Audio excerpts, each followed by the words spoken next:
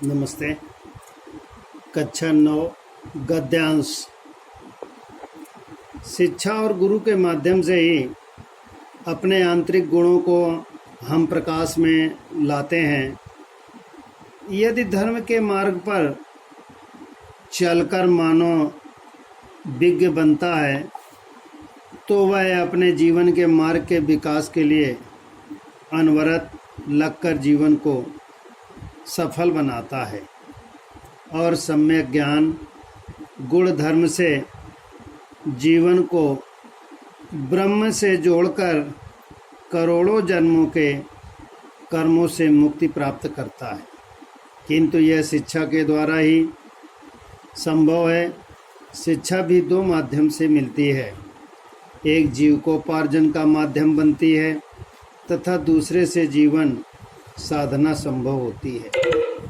दोनों में परिपूर्णता गुरु के माध्यम से ही होती है। जीविकोपार्जन की शिक्षा पाकर वह संसार बड़ा सुखमय प्रतीत होता है और जलते हुए दीपक के प्रकाश जैसा वह बाहरी जीवन में प्रकाश पाता है। दूसरी शिक्षा पाने के लिए सद्गुरु की तलाश होती है। वह सद्गुरु कहीं भी कोई भी हो सकता है। जैसे तुलसीदास जी की सच्ची गुरु उनकी पत्नी थी, जिनकी प्रेरणा से उनके अंतर्मन में प्रकाश भर गया और सारे विकार भूल गए। मन स्वच्छ होगा। अपने दुर्लभ जीवन को सफल बनाकर हमेशा हमेशा के लिए सुखद जीवन जिए। ऐसे ही ब्रह्म ज्ञान व आत्मनिभिरूपण की सच्ची शिक्षा के बिना यह सार्थक जीवन नहीं मिलता। सच्चा ज्ञान मुक्ति का मार्ग है। प्रश्न का इस प्रकार है, आंतरिक गुणों से क्या अभिप्राय है?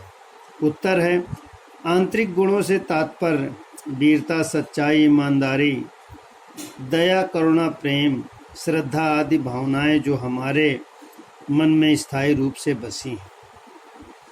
खा प्रश्न इस प्रकार है, जीवन को सफल कैसे बनाया जा सकता है? उत्तर इस प्रकार है, जीवन को सफल बनाने के लिए शिक्षा और गुरु की आवश्यकता होती है। एक शिक्षा जीविका कमाने के काम में आती है तो आध्यात्मिक शिक्षा हमें ब्रह्म से जोड़ती है। गा शिक्षा के महत्व को स्पष्ट कीजिए। उत्तर इस प्रकार है, शिक्षा के माध्यम से ही मानव जीवन सफल बनता है। शिक्षा के भी दो प्रकार हैं, सांसारिक सुख पाने वाली शिक्षा तथा ब्रह्म से संबंध जोड़ने वाली आध्यात्मिक शिक्षा।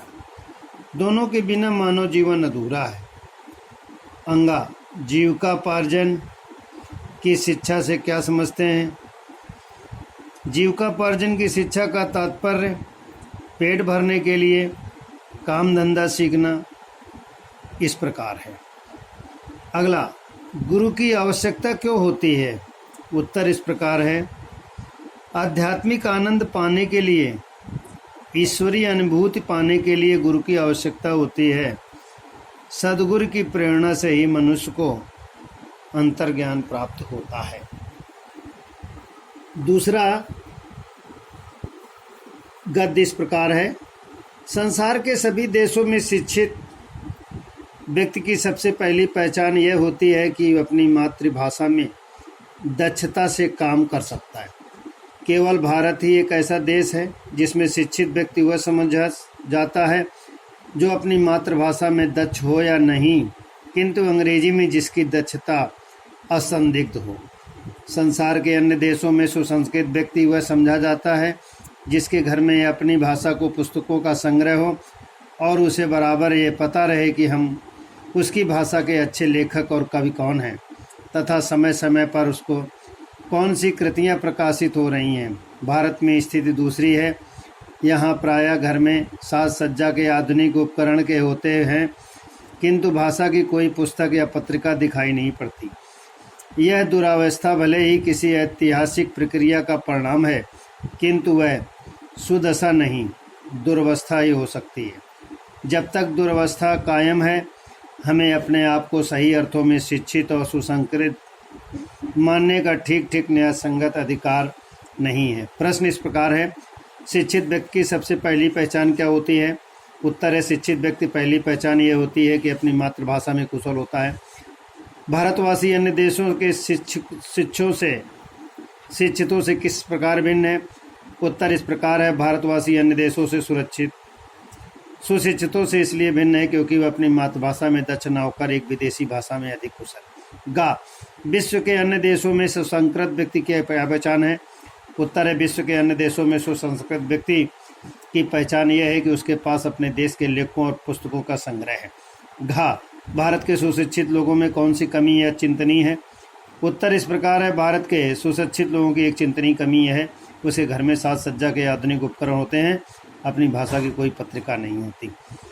छात्र प्रश्न स्वयं करेंगे। नमस्ते।